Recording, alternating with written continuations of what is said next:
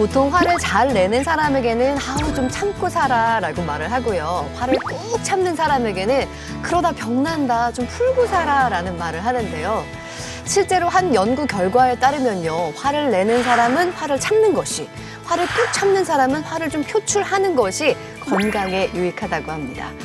물론 화낼 일이 많지 않은 것이 가장 좋은 상황이겠죠.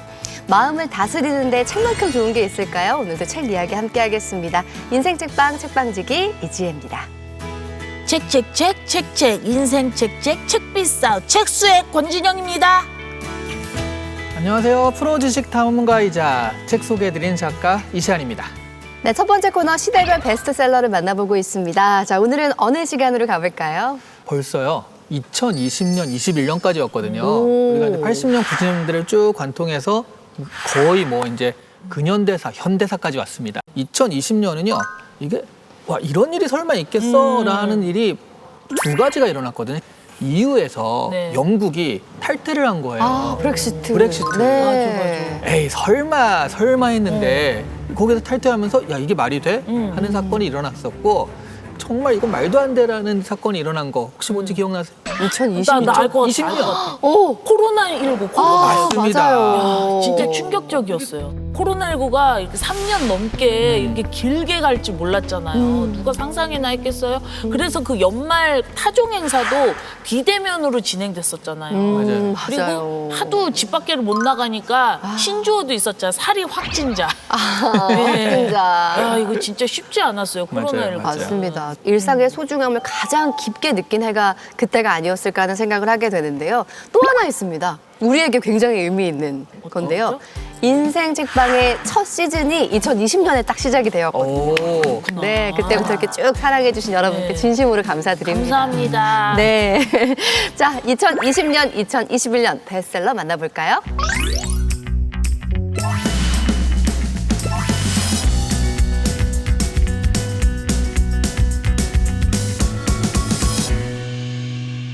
자, 쭉 보니까요. 오, 굉장히 다양해요. 뭐 자기계발서, 소설, 또 인문학, 이렇게 분야별로 베스트셀러가 나왔네요. 이때가 코로나19였잖아요. 심심하니까 또 책을 많이 사보셔가지고 야하. 책은 어쨌든 좀 팔리던 그런 때였어요. 네. 근데 어떤 책이 팔렸냐 딱 보니까 이제 경제 불황을 어떻게 이겨내면 좋을지, 어떻게 돈을 벌 수 있을 것인가 이런 궁금증을 가진 그걸 풀어주는 책들이 좀 많이 팔렸고요.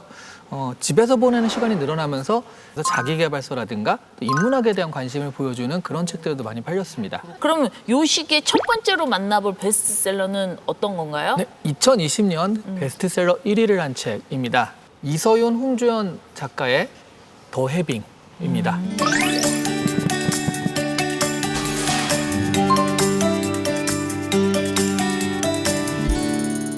이게 얼핏 더 해빙 그러면 사람들이 해빙이니까 얼음을 깨고 뭘 하나 이렇게 생각을 해요. 저는 솔직히 네. 너무 부끄럽게도 환경 관련된 책인가 빙하가 네. 녹고 있다는 해빙이라. 얘기인가 네. 그랬어요. 그렇죠. 근데 이게 영어로 해빙이에요. 해부에 ing를 붙인 네, 거. 네, 네, 네. 그러니까 가지다라는 거거든요. 근데 이게 내가 가진 것을 인식하고 이 있음에 집중하자. 그 없는 것에 집중하지 말고 있다에 집중하면 부가 따라 붙는다. 이런 개념이에요. 이게 믿음과 재테크의 중간 정도 형태가 돼요. 내가 긍정적으로 마음을 먹으면 주변 기운도 좋아지고 그러면서 나한테 기회도 많이 오고 그런데 예를 들어 이런 얘기가 있어요. 돈을 편안하고 기분 좋게 느끼면 나와 우주가 편안한 주파수로 연결돼요. 우주는 내 감정 에너지는 수신한 뒤 편안한 내 모습 그대로를 거울처럼 비춰서 내 경제 생활이 편안해지도록 해줘요.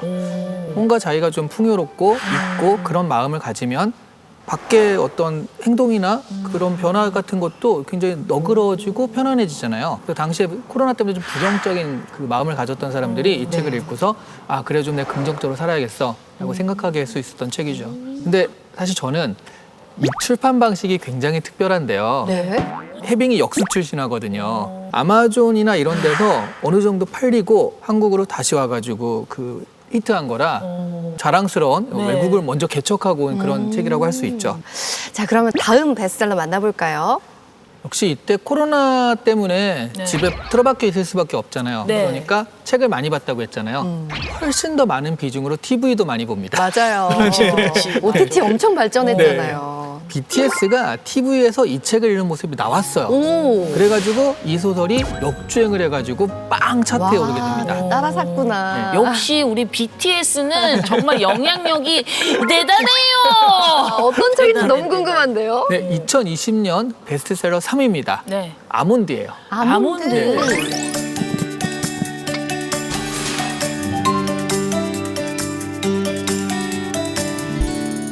이 손원평 작가의 아몬드가 2022년 베스트셀러 3위인데요. 저는 사실은 이 책이나 이런 거보다 가장 놀라운 게 네. 손원평 작가의 아버님이 우리가 다 한 번쯤 이름을 들어보셨던 분이에요. 누구예요? 손씨? 네, 손 씨. 손? 네, 네. 누구지? 손병호 아닙니다. 네. 누구예요? 손학규 전 경기도지사님. 어머, 그래요? 네. 이 아몬드라는 책은요. 책 속 주인공이 그 아몬드라 불리는 편도체가 작아서 감정을 느끼지 못하는 소년입니다. 반대로 되게 좀 감정적으로 살 수밖에 없는 그 곤이라는 친구가 있어요. 네네. 이 친구는 어려서 가족을 잃어버려가지고 소년원에서 자라고 나중에 그 범죄도 저지르고 막 이러다가 가족을 찾게 돼요. 이 친구가 만나면서 일어난 일이라고 보시면 돼요. 또 우정을 쌓아가게 된 그런 이야기고 그 감정을 못 느끼던 친구의 어머니가 어떤 범죄에 얽혀가지고요. 그러니까 할머니는 돌아가시고 그것 때문에 어머니는 식물인간이 되는데 그 식물인간이 어머니가 깨어나면서 해피엔딩으로 끝나는 그런 소설이에요. 오.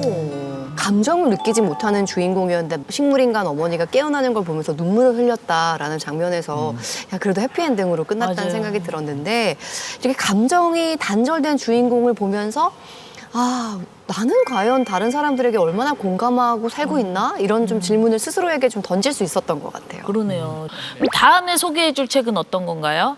자기계발이라든가 소설을 봤잖아요. 다양한 측면에서 인문학 책을 하나 소개해드릴까 합니다.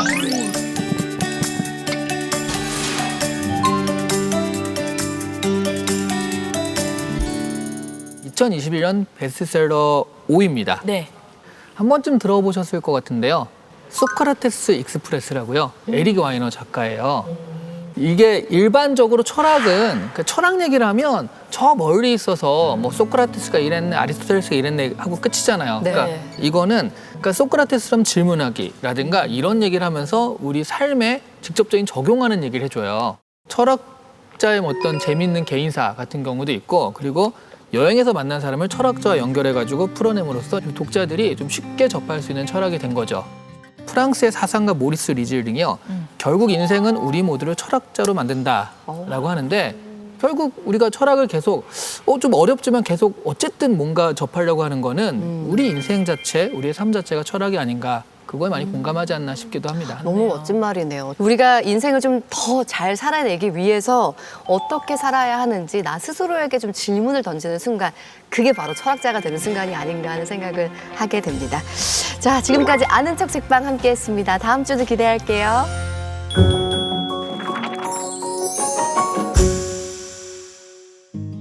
책과 인생 이야기 함께하는 인생 책방 오늘 모실 주인공은요 8년 만에 국회로 돌아오신 분입니다. 민주당 대변인 공보통으로 잘 알려진 분이시죠. 더불어민주당 김현 의원님 나오셨습니다. 어서 오세요. 네, 안녕하세요. 반갑습니다. 반갑습니다.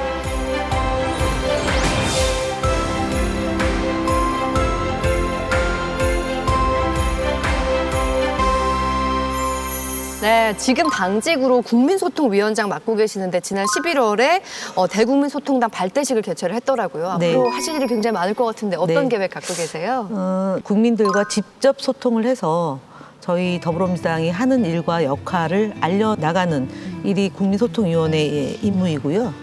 두 번째는 언론 보도가 좀 잘못되거나 사실관계가 왜곡되면 그거를 정정하거나 바로잡는 일을 또 하고 있고 그거를 소통단하고 함께 소통하면서 일을 하고 있습니다. 네. 네, 의원님은 이렇게 국회에서 쓴소리도 좀 많이 하시고 날카롭다는 평을 좀 받으시잖아요. 네. 근데 이렇게 뵙기에는 좀 편안하시고 온화해 보이시는데 평소에 센 이미지 좀 억울하진 않으세요? 아니 안 억울해요. 왜냐면 제가 사실 좀 작잖아요. 네. 근데 화면상으로 이렇게 크게 클로즈 해가지고 잡기 때문에 얼굴이 엄청 큰 줄 알고 체격도 큰 줄 알아요. 맞아요. 깔끔하세요. 정말 네. 무서운 분인 줄 알았거든요. 그러니까 인상이 강렬하잖아요. 네. 네. 근데 이름과 얼굴을 함께 기억하는 거는 정치인으로서는 장점이에요. 네, 괜찮습니다. 네. 네. 권진영 님도 네. 세게 보이잖아요. 저 세고요. 아, 그래요? 네. 사람들이 저는 정말 막대해도 절대 해코지 안 할 것 같다고 많이 그런 얘기 하는데. 강해 보이셔요. 아, 그래요? 네. 그럼 전 좋아요. 그렇죠. 강해 보이는 건 좋습니다. 좋습니다. 네, 맞습니다. 네. 의원님 이렇게 만나 뵈니까 진짜 제가 여러분께 대신 얘기 드릴게요. 해치지 않아요. 깨물지 않아요. 좋습니다. 어떤 모습이든 소통위원장으로서 네. 소통하는데 많이 애를 써주실 거기 때문에 네. 그걸 믿고요. 지금부터는 우리 김현우 의원님과 함께 인생책 이야기 나눠보겠습니다. 어떤 책을 인생책으로 들고 오셨을까 굉장히 궁금했는데 바로 이 책을 들고 오셨습니다. 이해찬 회고록, 꿈이 모여 역사가 되다. 어떤 책인지 만나볼까요? 정치인 이해찬 대표의 삶의 기록이자 우리 시대 민주화 과정의 생생한 기록. 이해찬 회고록은 어린 시절 성장기와 1972년 유신 시기부터 2022년 대통령 선거까지의 이야기가 담겨 있는데요. 대한민국 민주화와 민주적 국민정당 건설이라는 두 개의 꿈을 향한 한 정치인의 쉼없는 여정을 만나봅니다. 네, 오늘 인생책 이해찬 회고록입니다. 이해찬 대표님과는 워낙 인연도 있으시다고 알고 있고 정치적인 멘토다라고 말씀하신 적도 있어요. 이분이 한 50년 이제 학생운동, 청년운동, 그다음에 이제 제도권에 들어와서 민주화운동 이렇게 해서 50년을 한결같이 활동을 하셨어요. 네. 그리고 2022년 대선을 기점으로 해서 본인은 이제 더 이상 정치 활동을 안 한다. 그래서 지금 세종시에서 살고 계시는데 네. 정치를 하는 분 중에 가장 존경하는 분이고 이때 이제 책을 쓰실 때 제가 방송통신위원회에 공무원으로 있어가지고 많은 역할을 하지를 못했어요. 그러면 오늘 나오시기 전에 오늘 이거 들고 나온다라고 미리 안 통화를 했습니다. 하셨어요? 얘기 안 했습니다. 어허. 예. 기대가 너무 기뻐하시겠는데요? 높아질까 봐 말씀 안 드렸고요. 끝난 다음에 네. 말씀을 드리겠습니다. 네. 자, 두 분은 이 책 어떻게 읽으셨는지 궁금합니다. 이 책 두께 좀 보십시오.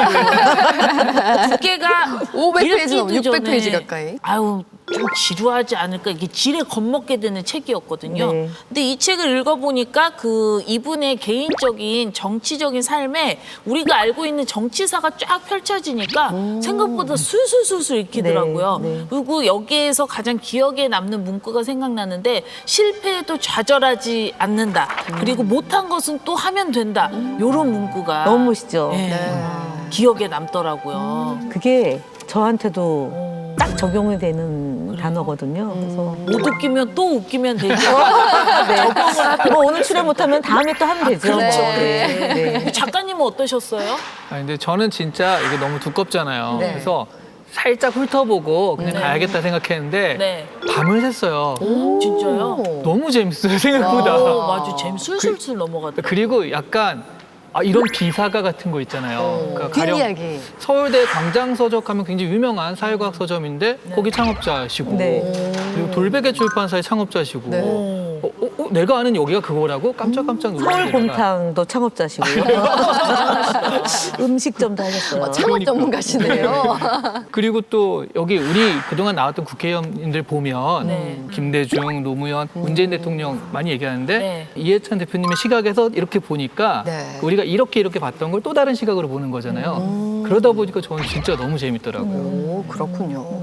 자, 오늘 김현 의원님을 모시고 인생 이야기를 듣는데 여기 빈자리에 이해찬 대표님도 함께 모시고 네. 이야기 나누는 느낌일 것 같습니다. 네. 첫 번째 키워드 볼까요? 네, 첫 번째 키워드는 바로 평민당 입당 동기입니다. 우리 이해찬 대표님과의 인연이 시작된 이야기인 것 같아요. 네. 그러니까 지금부터 36년 전이죠. 그때가 87년도 6월 항쟁을 통해서 대통령 직선제를 쟁취하고 대선을 치렀는데 안타깝게도 김대중 대통령이 떨어지죠. 3등으로 떨어져서 정계를 은퇴 선언을 했는데 그 다음 해에 총선이 있었어요. 13대 총선인데 이분께서 본인은 정치를 은퇴하지만 호남을 기반으로 한 정당이 국민들로부터 선택받게 해야 되지 않겠냐 하면서 설득을 하셨어요. 그래서 당시에 문동환 박사님, 박영숙 총재님 이런 분들 다 돌아가셨는데 각계각층의 뭐 노동운동, 농민운동, 학생운동, 그다음에 문학운동 이런 분들을 쭉 모아서 98명이 입당을 할 때 학생 대표로 평민당에 들어가게 됐습니다. 그때 이제 이해찬 대표님은 청년 운동을 하셨던 상황이고요. 네. 야, 근데 20대 초반에 정말 어린 나이에 정치에 입문을 하신 거잖아요. 네. 그 책에 나오는 민주화 운동, 대통령 선거 이야기를 보면서 의원님도 이 시간에 함께했던 기억들이 많이 떠오르실 것 같아요. 네. 88년도에 같이 노동 삼총사 이래가지고 노무현, 이해찬, 이상수 의원 세 분이서 청문회가 처음 도입된 게 1988년도 13대 국회예요. 정주영 당시 이제 그 현대 회장님이 오셔가지고 쩔쩔 매던 그 광경을 기억을 하는데 그때 노무현 대통령이 그 분야를 했던 거고 이해찬 대표는 5.18 광주 문제를 다뤘는데 그렇게 두 분이서 정말 열정적으로 해서 차세대 그 대선 후보로 먼저 올랐던 분이 이해찬 의원이세요. 근데 이분은 대통령이 될 수 없다 당신은 그러면서 노무현 의원은 대통령이 될 수 있다. 그래서 왜 그러시냐고 여쭤봤는데 노무현 대통령은 감정, 그러니까 소통하는 능력, 국민들과 소통하는 능력이 매우 출중하고 본인은 날카롭고 분석적이어서 그런 게 부족하기 때문에 대통령이 될 수가 없다라고 애시당초 생각을 굳히고 노무현 대통령을 만들기에 혼신을 다했던 그런 거고 그래서 2002년도에 기적처럼 노무현 대통령이 당선이 됐어요. 많은 소회가 있으실 것 같은데 네. 말씀하신 중에 살짝 말씀하셨어요. 이해찬 대표님이 원래 그 언론에 비친 이미지가 어떻게 보면 좀 까칠하고 냉정한 이미지가 좀 있잖아요. 근데 가까이서 워낙 오래 보셨으니까 실제 어떤 분인지 너무 궁금합니다. 이 책에 유시민 그 분이 썼는데 네. 그 공적인 사람이다. 20살 때 꿈조차 사적인 욕망과 거리가 멀었다고 돼 있는데 그리고 많은 사람들의 꿈이 모여 역사가 되었던 경위를 증언할 뿐이다. 자기 자신을 앞세우지 않는다. 이렇게 표현을 하셨는데 공적인 분이에요. 약간의 나이에 이제 정치인이 되셨고 그다음에 7선 국회의원을 하셨어요. 그러면서 하는 말이 어떻게 선거에서 떨어지냐라고 저한테 얘기를 할 정도로 네. 여기도 조금 틀렸어요. 자신을 앞세우지 않는다. 이 말은 조금 자존감이 무척 세시고요. 네. 그래서 이해찬 대표는 까칠하다. 맞습니다. 왜냐하면 공직에 있는 분이 좋은 게 좋으면 민원도 들어줘야 되죠. 청탁도 받아야 되죠. 근데 청탁을 물리치는 거를 좋은 소리로 청탁을 물리칠 수가 없어요. 단호하게 해야 돼요. 이 책에서는 자랑을 안 하셨는데 어떤 장기가 있냐면은 수가 아주 밝으세요. 수예요. 숫자. 그래서 국회에서 예산을 다루잖아요. 그러면은 그 전체 국가 예산에 대해서 숫자가 나오고 몇 %고 뭐 삭감되거나 증액되거나 이거를 다른 사람들은 외울 수가 없잖아요. 자료를 봐야 되는데 이분은 이렇게 보면 그게 입력이 돼요. 우와. 도표가 입력이 돼요. 어떤 말인지 알겠죠? 네. 부럽죠? 네. 저도 부럽긴 해요. 중학교 때 사진을 보면 정말 똘똘 그 자체로서의 모습인데 여기는 실진 않았어요. 사실은 아버님이 면장이셨어요. 당시에 이제 남북이 전쟁 전에 저기 45년도 해방되고 나서 면장이니까 아무래도 지역에서 아, 이 사람은 일본에 좀 가담한 사람이다라는 평이 있었을 거 아니에요. 네. 근데 주민들이 그분은 우리를 도와주신 분이기 때문에 해코지 하면 안 된다 그래서 아버님이 그렇게 이제 그러니까 유복한 집안에 태어나서 네네네. 어렸을 때 워낙 잘 먹고 성장해서 그래서 행운이라는 표현을 쓰셨어요. 그래서 그런 얘기를 많이 하세요. 우리 사석에서 아버님 얘기 그다음에 할아버지께서 또 정치를 하셨는데 김대중 대통령하고 인연이 있으시고 또 아버님도 사실은 1988년도에 출마를 하려고 등록을 했는데 아들이 나오니까 둘 다 출마할 수는 없잖아요. 그래서 아버님이 포기하고 이제 아들이 나오게 된 그런 인연이 있습니다. 네. 그래서 되게 정치인 집안이고 그러네요. 그거를 이제 평생 공직으로 이렇게 있으면서 생활을 하셨던 그런 이해찬 대표의 삶이 그대로 이렇게 녹여져 있는 책이죠. 네. 이 책에 보면 그 아버님이 진짜 영향력이 커서 그러니까 계엄이 돼가지고 집에 와 있으니까 네. 아니 대학생이 데모도 안 하고 뭐 하냐고 이런 식의 근데 그것 때문에 그 지금처럼 되는 계기가 됐다고 그래요.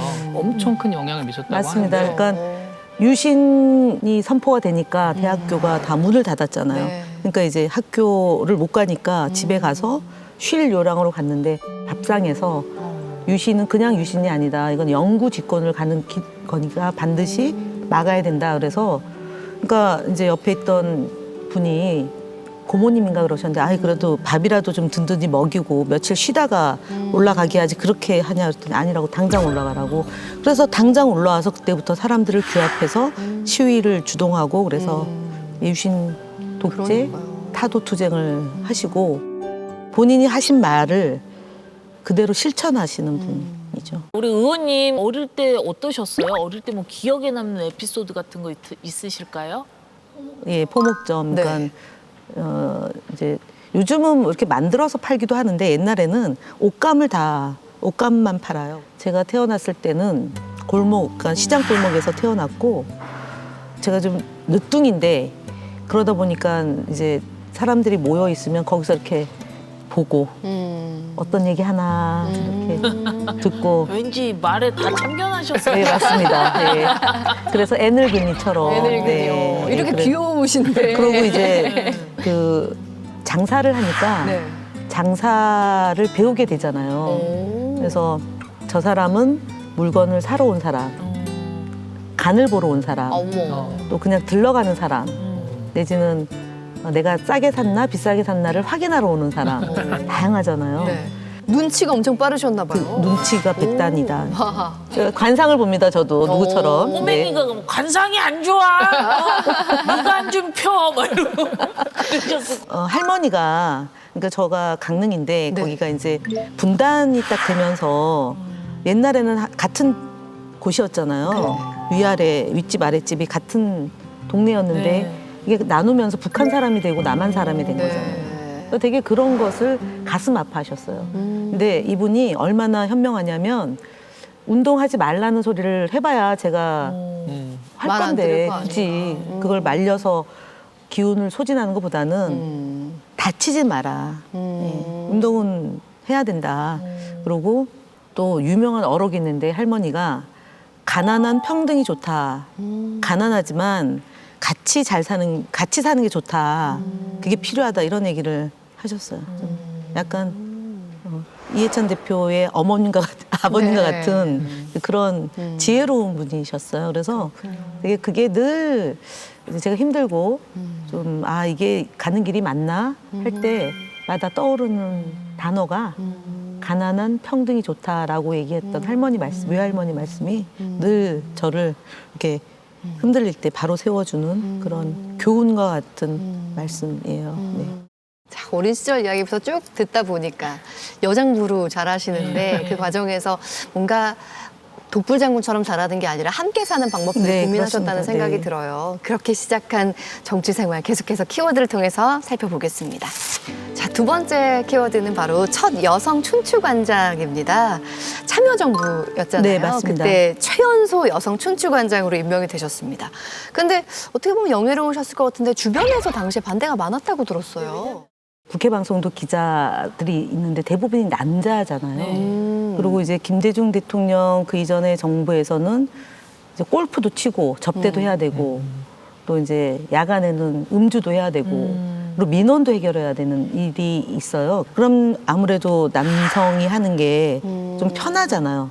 그래서 춘추관장이 됐을 때도 네. 사실은 남자가 해야 된다라는 게 많았고 나이가 좀 그때 제가 36인데 대통령께서 아니다 적임자다 해서 저를 임명을 하셨고 최장수, 최연소, 최초 여성으로 이제 춘추관장을 했습니다. 우리 의원님 아실지 모르겠는데 인생 책방의 뒷조사 담당이거든요. 아, 네. 의원님에 대해서 제가 이렇게 뒷조사를 해보니까 춘추 관장으로 계실 때 정말 많이 힘드셨나 봐요. 얼마나 힘드셨냐면 이 흰머리가 날 정도로 스트레스가 많았다고 하는데 30대. 네, 네. 39살부터 흰머리가 나서 그때부터 염색을 했어요. 가장 힘들었던 시기가 사실은 대통령 탄핵 때 직무가 정지됐잖아요. 50일 동안. 그때 이해찬 대표님이 책을 읽을 시간이 없으시거든요. 일을 하다 보면. 그러니까 경무에 시달리면서 어떻게 그렇게 사회학적 분석이 뛰어나냐 제가 한번 여쭤본 적이 있어요. 그랬더니 감옥에 있을 때 2년 동안 그때 읽은 책이 인생의 전부다라고 말씀하실 정도로 이제 그때 이제 소양을 닦으신 건데 저는 그때 50일 동안 네. 책을 진짜 많이 읽었어요. 그때부터 이제 흰머리가 나기 시작해서 저는 집안 내력인 줄 알았는데 아니래요. 빨리 시험네. 예. 흰머리가. 네. 춘추관장, 뭐 당 대변인 이렇게 언론을 상대하는 역할을 많이 맡으셨잖아요. 그러면 이렇게 언론 관련 활동을 하는데 나만의 특별한 노하우 같은 게 있을 것 같아요. 기자들에게 가장 좋은 것은 빠른 서비스. 예를 들어서 대통령의 말씀이나 뭐 보도자료나 성명서나 이런 것들을 빨리 제공해 주는 게 제일 좋은 거잖아요. 네. 두 번째는 밥을 잘 챙겨주는 게 또 좋아요. 아침, 점심, 저녁. 네. 특히 이제 외국에 나가면 한국 음식이 없을 때가 많아서 네. 그걸 다 한국에 싸가지고 갑니다.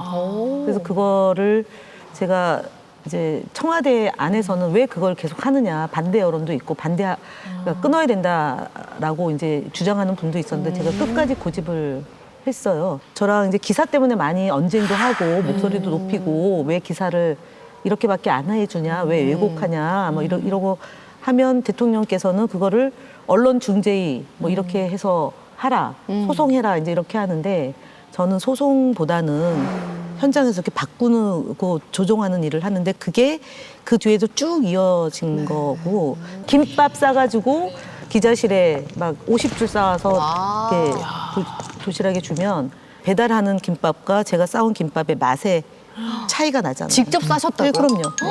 저희 엄마가 워낙 손이 커셔가지고 예. 음식도 엄청 많이 해가 동네 사람들 막 나눠주고. 손이 크시군요. 그러니까 옛말이 맞아요. 곳간에서 인심 난다고. 이렇게 뭔가 넉넉한 마음으로 맞습니다. 베푸시니까 또 잘 상대할 수 있었던 것 같아요. 지금 너무 스트레스 들이면 흰머리 날까봐 빨리 쉬어가는 휴게소 네. 시간 준비했습니다. 첫 번째 질문입니다. 정치인이 안 됐다면 꼭 하고 싶었던 다른 일이 있다? 하나, 둘, 셋. 오. 없어. 오직 네. 정치. 네. 길을 정해서 한우물을 판다. 10년 해야지 성과가 나온다. 네. 그거는 이제 부모님한테 배운 네네네. 저의 그 교훈, 가훈. 네. 다음 질문 드릴게요. 정치를 시작하고 그만두고 싶을 정도로 후회한 적이 있다? 하나, 둘, 셋. 와, 대적 같으시네요. 오로지 정치. 흔들리지 않는. 오직 정치. 네, 오직 네. 정치. 예, 뭐 자나깨나 정치. 네. 근데 저는 너무 궁금한 게 있어요. 아니, 이렇게 사람들이 분명히 욕도 하잖아요. 아, 왜 저렇게 얘기하는 거야? 그럴 때는 후회되지 않아요? 욕을 먹지만 그래도 칭찬도 받으니까 정말 힘들거든요. 네네. 이번에 저희 가방이가 5월 30일 날 국회가 개원되고 25번 전체회를 열었어요. 그래서 힘들 때는 내가 왜 하려고 했는지를 먼저 또 생각을 합니다. 힘든 건 맞는데 네. 그럼 내가 왜 하려고 했지? 그 생각을 하면 힘든 거를 이렇게 엎을 수 있어요. 네. 다음 질문 드리겠습니다. 스트레스를 받으면 나만의 푸는 방법이 따로 있다? 하나, 둘, 셋. 오, 그래요? 네, 어떤 방법인지 뭘로 푸세요? 궁금해요. 목욕탕. 목욕탕 배우는 가서 이제 이렇게 사우나. 세신하시고. 네, 네, 오. 네. 만 원의 행복이라고 하죠. 그렇죠. 저 그 맛을 알잖아요. 아, 그럼요. 근데 사실은 더 자주 가고 싶은데 네. 바쁘시니까 네, 또. 시간이 그렇게 넉넉지 않아서 네. 주말에 안 가면 그 다음 일주일이 너무 막 이렇게 네. 찌뿌둥한 거 아시죠? 그렇죠, 네. 아니, 근데 목욕탕 가면 다들 알아보시지 않으세요? 말도 걸고 하실 뭐 것 같아요. 그러셔도 네. 네, 똑같은 그냥 예전에는 혹시 알아보면 창피해서 뭐 이런데 요즘에는 등 대세요. 밀어드릴게. 어머니. 그건 안 해요. 요즘에 그런 거 안 해요. 코로나 때문에 그 접촉은 아, 그때 이제 네네. 그 문화가 네. 이 쇄신 문화가 바뀌었어요. 옛날에는 서로 밀어주고. 동네에서 밀어주고 하는데 네. 이제 쇄신하시는 네, 분한테 네, 네. 전문인한테 맡기죠. 네, 제 몸을. 그래서 알아보고 여기 오셨어요 하시는 분도 있는데 네네네. 그냥 모른 척 모른 해주세요. 척 하시고. 네. 그렇군요. 네, 네. 아니, 목욕탕에서 막 민원 얘기할 것 같거든요. 그럼 못 쉬잖아요. 아니 모른 척 해주세요. 네. 또 센스가 본인들도 피곤해서 오신 거잖아요. 네, 네, 그러니까 네, 되게 민도가 높아져서 오, 네, 다행이네요. 다행입니다. 근데 여기 국회에도 있거든요. 네. 전용 체력 단련실이 거기 가면 이제 여야 여성 의원들끼리 이제 거기서 싸우면은 또 아니 거기서는 안 싸우죠. 아, 다행이네요. 하기 애매하죠. 네, 지금까지 우리 의원님의 솔직한 OX 퀴즈 시간이었습니다. 감사합니다. 네. 네, 우리 김현 의원님과 함께 책과 인생 이야기 나누고 있습니다. 마지막 키워드 보겠습니다. 마지막 키워드는 바로 나의 지역구 안산입니다. 19대 때는 비례대표로 나오셨어요. 네. 그리고 이제는 안산을 지역구로 두고 계신데 고향이 강릉이라고 하셔서 강릉에서 나오시려나 했는데 안산을 지역구로 하셨다면 그 의미가 있을 것 같아요. 제가 이제 2012년도 국회의원 되고 대선이 있었고 네. 그 다음에 큰 사건이 우리 전 국민이 이제 목도하는 가운데 세월호라는 큰 배가 맞아요. 이제 침몰하는 걸 목격을 했잖아요. 그때 제가 상임위가 행안인데 그때도 그거 운명처럼 세월호 문제를 제일 먼저 이렇게 조사를 해서 세월호 안산 지역과 이렇게 인연이 닿게 됐어요. 그때부터 이제 지역구 도전을 준비를 했고 그래서 안산이 남다르고 각별하고 근데 이제 그 이슈가 어떤 이에게는 생명과 같은 이슈이고 어떤 이는 이제는 그만했으면 좋겠다라는 그런 갈등의 이슈이기도 한데 저는 그거와 무관하게 그냥 가족들이 평안해질 때까지 안산에서 함께 이렇게 생존하는 곳이 제 지역구 안산입니다. 그런 의미에서 노란색 티셔츠 입고 나오신 어떻게 하셨습니까? 네, 오늘. 이유가 있구나. 리본은 네. 이제 사실은 국회의원 배지에 모든 것이 담겨져 있기 네. 때문에 네. 생명 안전을 위해서 최선을 다하겠다는 다짐을 매일같이 사실 안 달고 다녔어요, 예전에는. 근데 김대중 대통령께서 배지를 달지 않은 국회의원은 국회의원이 아니다라고 할 정도로 소중하게 간직하라. 이 의미를 네네. 무겁게 여기라고 얘기를 하셨어요. 네, 그렇게 특별한 의미가 있는 안산을 지역구로 두셨기 때문에 안산의 발전을 위해서 많은 거 계획하고 계실 것 같거든요. 임기 중에 요것만큼은 내가 꼭 이루고 싶다 하는 게 있다면 뭐가 있을까요? 신안산선이 사실 올해 개통이 됐어야 되는데 이게 계속 지연되고 있어요. 시흥, 구로, 여의도 이렇게 오는 구간이 이렇게 잘 안 돼서 그래서 2026년 12월에 개통이 되는 걸 이제 목표로 해서 노력하는 거 하나 하고요. 그다음에 안산에는 대학교가 5개가 있어요. 한양대 에리카, 그다음에 신안산대, 안산대, 서울예대, 그다음에 한호전이라고 호텔 전문 대학이 있는데요. 한강 교수가 서울예대 교수로 11년을 재직했어요. 서울예대. 되게 이제 예술 방면의 그 인재를 양성하는 대학이고요. 한양대는 이제 공대 분야의 IT, AI, 컴퓨터, 그다음에 로버트. 그래서 이제 그 인재를 많이 양성을 하는데 대학하고 지역하고 그다음에 산업을 하는 분들하고 이렇게 협력 관계를 좀 더 강화해서 안산에서 대학 나온 친구들이 그 지역에 살 수 있는 조건을 만들어내는 게 두 번째 제가 해야 될 일이고요. 네.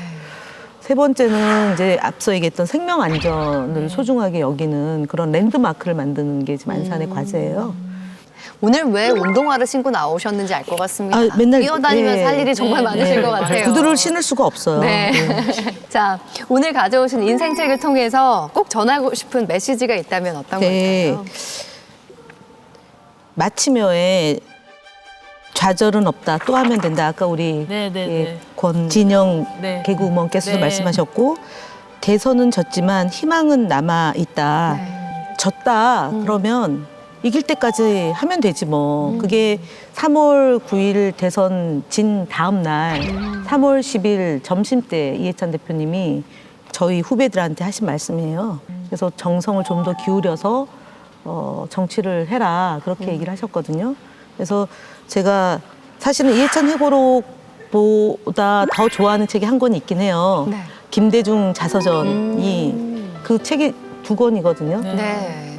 아마 그 책을 선택하면 저를 싫어할 것 같아가지고 저희 인생책방에서 다룬 적이 있어요. 있어서 네, 제가 네, 네. 회고록은 다루지 네. 않아서 이 책을 선택했고 네.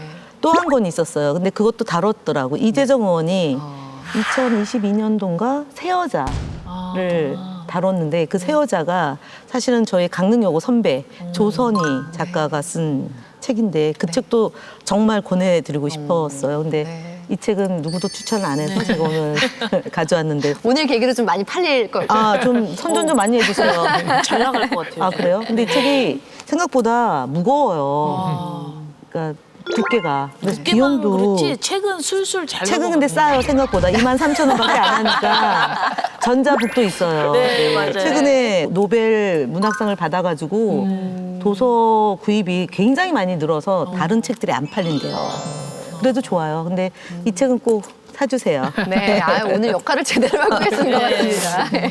자, 진영 씨 오늘 의원님 만나본 소감 어떠셨어요? 두 가지가 생각나요, 의원님. 그냥 의원님은 무서우신 분인 줄 알았는데 정말 정확하시고 왠지 주판기 타고 다니실 것 같아요. 하면서 김밥을 막 이렇게 전해주실 것 같고 네. 국민을 위해서 앞으로도 열심히 이렇게 배불리 맛있는 것도 먹여주시는 그런 네, 의원님이 되시길 네. 응원하도록 하겠습니다. 감사합니다. 네.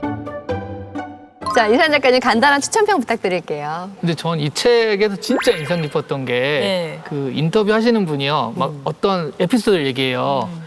교련을 할 때 교련할 때 이제 가짜 총, 나무로 만든 총을 들고 하거든요. 네. 그거를 부러뜨리면서 교련이 부당하다 이런 얘기를 하셨다는 이야. 그런 얘기를 하시면서 질문을 하는데 네. 여기서 이해찬 대표님이 네. 그건 와전된 거고 내가 짚고 일어섰는데 부러진 거다. 팩트체크 정확하네. 그런 얘기를 해요. 네. 보통 회고록이 감상이나 과장 이런 게 좀 있어가지고 네. 정말 이때는 없었어요. 이렇게까지 그런 게 있는데 이분은 오히려 축소한 거잖아요. 그래서 정말 깔끔하고 군더더기 없다 그런 느낌이 들거든요. 이거는 회고록이라기보다는 제가 보기에는 한국의 현대 정치사 네, 맞아요. 이런 느낌이기 때문에 네. 현대 정치사에 관심이 있으신 분이라면 정말 큰 도움을 받을 책이다 이렇게 추천을 드릴 수 있습니다. 네. 네. 자, 의원님 마지막으로 인생 책방 시청자 여러분께 한 말씀 해주세요. 네, 되게 좋은 코너예요. 책이 그 종이가 없어지는 세상이 곧 올 거다라는 얘기를 20년 전에 했었거든요. 네. 근데 저는 종이가 없어지는 세상은 없다. 그리고 이 종이 냄새, 그다음에 글을 눈으로 읽는 게 아니라 사실은 눈, 코, 입, 귀가 다 있어야지 이 책을 읽잖아요.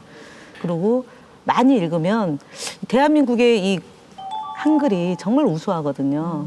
그 한글을 가지고 있는 대한민국 국민들이 책을 많이 읽고 그러면 똑똑해지고 또 더 똑똑해지면 경제적으로도 부강해지고 경제적으로 부강해지면 우리 후손들이 또 잘 살 수 있어요. 그래서 이 인생 책방 많이 애청해 주시고 시청해 주시고 네. 그리고 책도 많이 읽어서 친일이 아니라 대한민국이 주도적으로 그 전 세계를 네.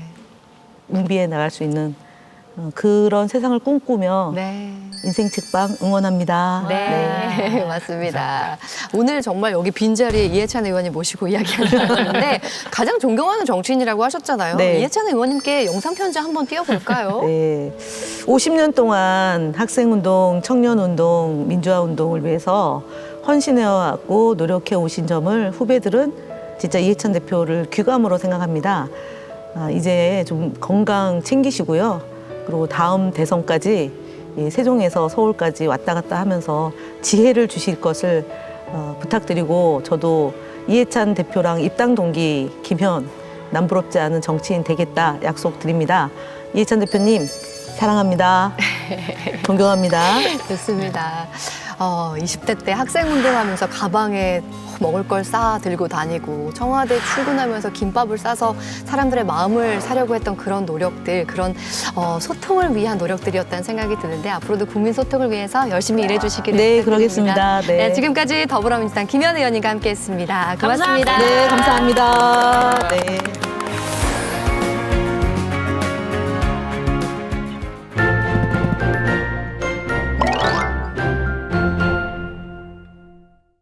올해도 어김없이 다가온 크리스마스 시즌.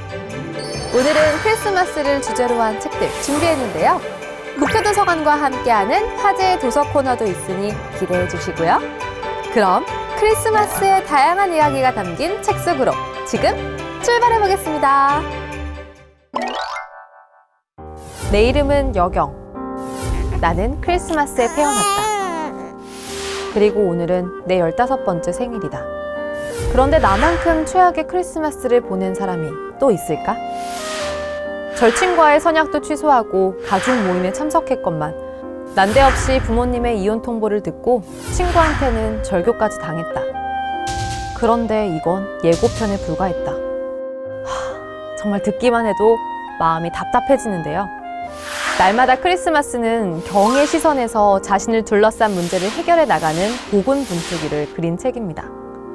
새학기에 올라간 그녀는 가족 문제, 친구 문제에 이성 문제까지 더해져 일상이 더 복잡하게 꼬이게 되는데요. 크리스마스 계획을 세워보라는 상담 선생님의 말에 좋은 아이디어를 떠올리게 됩니다. 바로 크리스마스에 뿔뿔이 흩어진 가족을 모으는 것. 어느덧 디데이 한 달 전, 치매 걸린 할아버지의 야근 예정인 엄마와 아빠, 핀란드로 떠난 언니와 명창간 오빠까지. 경은 과연 무사히 계획을 완수하고 이번에는 행복한 크리스마스를 맞이할 수 있을지 여러분도 지켜봐 주세요. 종교를 떠나 누구나 즐거움을 나누는 날 크리스마스. 그렇다면 크리스마스는 언제부터 생겨난 전통일까요? 이번에 소개할 책 크리스마스는 왜? 는 바로 그 질문에 대한 답을 찾아갑니다. 저자는 먼저 크리스마스가 왜 하필 12월 25일인지에 대해 주목했는데요. 2, 3세기 기독교인들은 예수가 춘분 무렵인 3월 25일에 세상에 왔다고 여겼고요.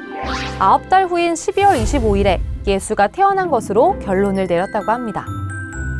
착한 아이들에게 선물을 나눠주는 산타클로스의 유래가 된 인물은 서기 270년 즈음 튀르키예의 파타라라는 마을에서 태어난 성 니콜라스인데요. 유복한 집안 출신이었던 그는 일찍 부모님을 여의고 부모의 막대한 재산을 상속받아 자선에 몰두했다고 합니다. 이후 그가 사망한 12월 6일에 아이들에게 작은 선물을 주는 풍습이 생겨났는데요. 여러 변형을 거쳐 1820년대에 술록이 끄는 설매를 타고 크리스마스 이브에 어린이들에게 선물을 주는 산타클로스로 굳어졌다고 합니다. 매년 이유도 모르고 그냥 보내기만 했던 크리스마스. 책을 읽고 나면 좀 더 특별해지지 않을까요? 미국에서 가장 사랑을 받았던 동화 작가 타샤 투더. 사실 버몬트주 시골에 18세기풍 집을 짓고 자연과 더불어 사는 독특한 라이프 스타일로 더 유명한 그녀. 그녀가 보내던 크리스마스는 어떤 모습일까요? 책 타샤의 크리스마스는 타샤 투더의 크리스마스 축하 의식과 준비 과정을 보여주었는데요. 타샤의 크리스마스는 100년 된 골동품 리본으로 장식한 강림절 리스를 만드는 것부터 시작합니다. 손으로 만드는 기쁨을 아는 공예가답게 크리스마스 선물들은 대부분 손수 만들어내고요. 동물 친구들에게는 특별한 음식 선물도 빼놓지 않습니다. 크리스마스의 대미를 장식하는 신나는 썰매 타기까지 야무지게 즐기면 어느새 겨울 추위도 훌쩍 지나가 버리죠. 눈이 허리만큼 쌓인다는 그곳, 겨울이 유난히 길다는 버몬트. 추운 바깥만큼이나 아늑하고 포근한 타샤의 집으로 가보고 싶은 마음이 간절해지는 겨울인데요. 세상에서 가장 기쁜 날, 여러분도 타샤의 집에 놀러와 보세요. 국회도서관과 함께하는 화제의 책. 첫 번째로 소개할 책은 해부학자의 세계인데요. 고대 이집트부터 르네상스 시대와 근대를 지나 21세기에 이르기까지 역사적, 예술적으로 가치 있는 해부학 기록물을 총정리한 책은 약 5,000년 동안 해부학자의 서재를 채운 책 속에 담긴 인체 이해와 예술적 기법, 사회 변화의 역사를 풀어냈습니다. 다음으로 소개할 책은 코끼리는 암에 걸리지 않는다인데요. 세계 최고 암 권위자이자 과학자로서 평생을 인류 삶의 질 증진을 위한 연구를 해온 저자는 책을 통해 지난 연구들을 토대로 여전히 한계가 분명한 인간의 문제들을 탐구하며 그 해답을 자연의 동물들을 통해 펼쳐놓았습니다. 마지막으로 소개할 책은 리얼리티 플러스인데요. 책은 철학적 사유를 통해 가상현실과 현실의 경계를 이해하고 그 속에서 의미 있는 삶의 방향을 찾고자 하는 모든 이들에게 새로운 가능성을 제시하며 우리는 어떤 태도로 현실을 살아가야 하는지 철학적인 질문을 던지며 현실과 가상현실의 경계를 허물고자 했습니다. 책 속에서 만나본 크리스마스, 여러분은 어떠셨나요? 남은 연말 책을 읽으면서 크리스마스를 더 깊이 느껴보시고요. 다음에도 새로운 책으로 다시 찾아뵙겠습니다. 여러분, 메리 크리스마스!